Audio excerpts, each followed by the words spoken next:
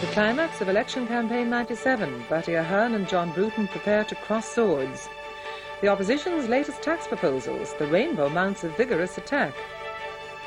A man is critically ill after being shot by Gardaí during an armed robbery. And would you believe that this ball, from this angle, could hit the net?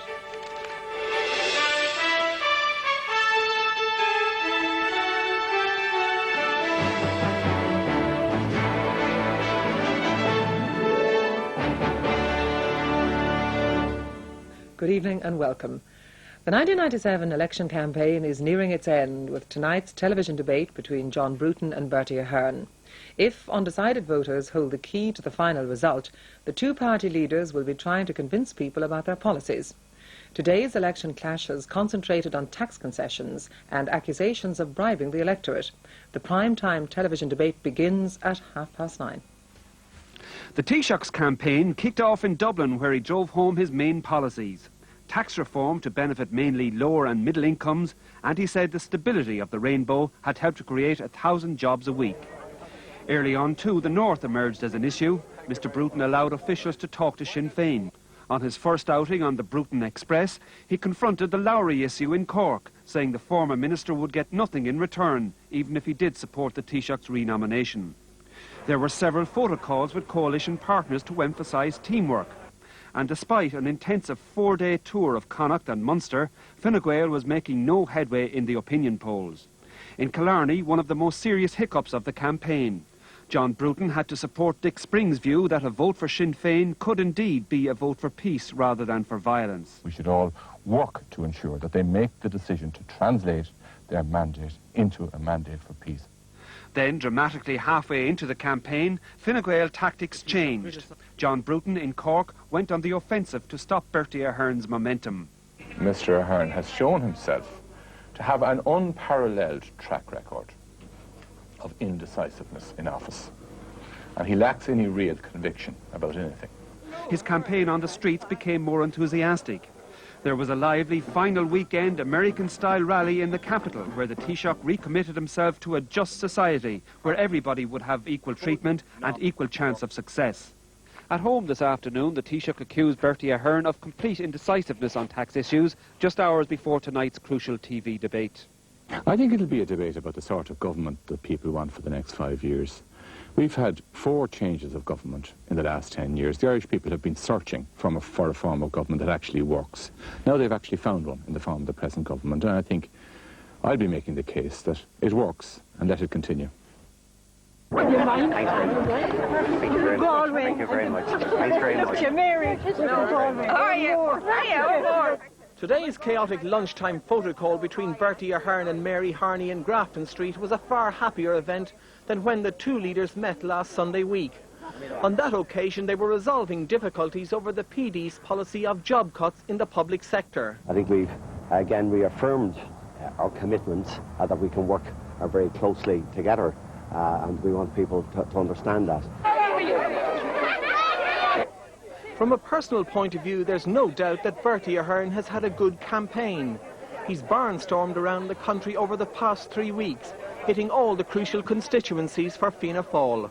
The people are not fools, and the people remember who negotiated these issues, and it was Fianna Fáil that delivered all. Mr Ahern's opponents throughout this campaign have accused him of not stopping to answer the issues.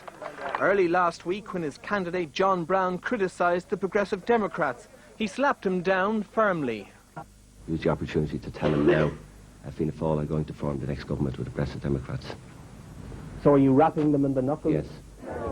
Mr Ahern also came under sustained attack from John Bruton, firstly for not accepting a challenge to debate at short notice in Cork, and secondly when Mr Bruton accused him of being the most overestimated leader in the country. I'll just remind them that he was Minister of Finance twice, and he's the only Minister of Finance since the foundation of the state that was Minister twice but never could get through a budget. Even at this late stage in the campaign, Fianna Fáil and the PDs are spelling out some of their joint policies.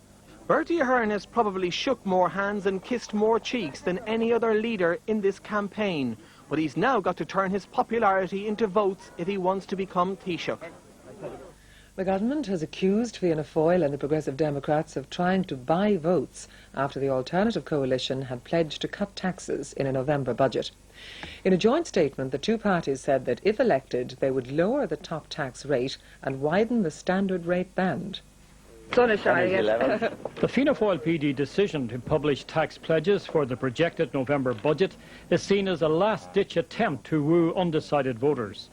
The top rate would be cut, personal allowances increased, the standard band widened, and there'd be a £2,000 tax allowance for married people who stay at home with their children. Also proposed is a 20% rate on the first £2,000 of income for single people, double that for marrieds. But the coalition parties have described the opposition tax package as irresponsible and an attempt to buy voters on the eve of the election. I think it smacks of cynicism, actually, to be producing anything so late in the election campaign, and also a measure of desperation. If they can act as desperately as this in the last hours of an election campaign, God knows what they would do if they were to be in government. However, both the opposition leaders rejected the coalition claims. They said they believed workers should have a greater share of the economic boom. We are anxious as we head into the last few days of campaign to spell out clearly the things that we're absolutely united on. We want people to know that we're going to do our utmost to try to reduce taxation for the people who have been burdened with heavy taxation in this country, and we're very glad that we can clearly tell people what we're going to do. We're simply showing that our commitment begins in the first budget, unlike the present Rainbow government, who are going to postpone tax reform for a number of years. Voters go to the polls on Friday to fill 166 seats in the 28th Dáil. The Labour leader, Dick Spring, has said all that's left for the Progressive Democrats to do is to rejoin Fianna Fáil. Speaking in Limerick, he said the PD's U-turn on the public service jobs issue meant the party no longer stood for anything. When the going gets tough, the tough get a helicopter, the fastest way to cover ground as polling day approaches. Dick Spring crisscrossed the country today. Among his stop-offs was Nina in the constituency of Tipperary North. We have a very strong Labour tradition in this constituency. We have one of the best candidates in the country in Kathleen O'Mara, and the team have all been out working. So that's why I'm with you today, the last round-up around the country.